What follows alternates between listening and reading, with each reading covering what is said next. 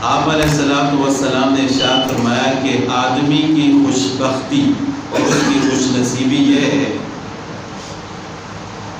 کہ یہ 3 چیزیں یا ان میں سے کوئی ایک اس کو دنیا میں حاصل ہو جائے۔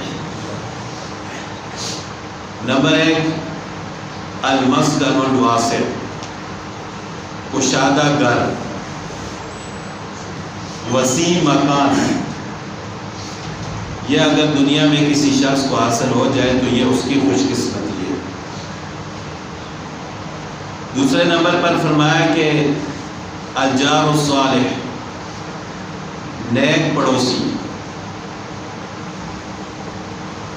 اگر کسی شخص کو نیک پڑوسی حاصل ہو جائے تو یہ بھی اس کے لیے بڑی خوش قسمتی والی بات ہے۔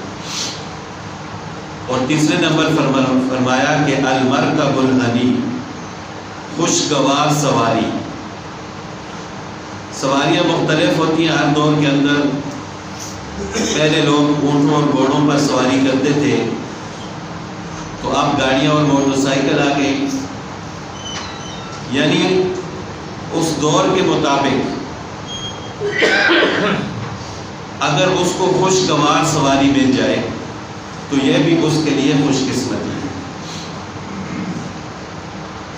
تو یہ 3 چیزیں آپ علیہ السلام والسلام نے انسان کی خوش قسمتی قرار دی۔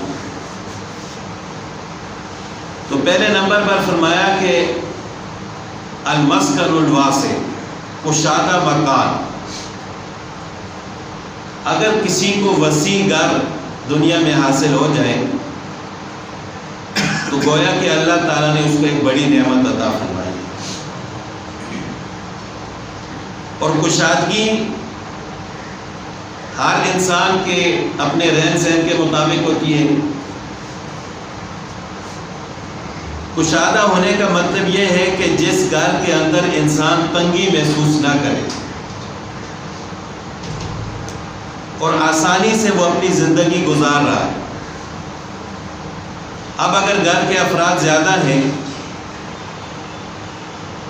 تو بڑا مکان بھی بعض اوقات تنگ ہو جاتا ہے، اور گھر کے افراد تھوڑے ہوں تو چھوٹے سے مکان میں بھی گزارا ہو جاتا ہے۔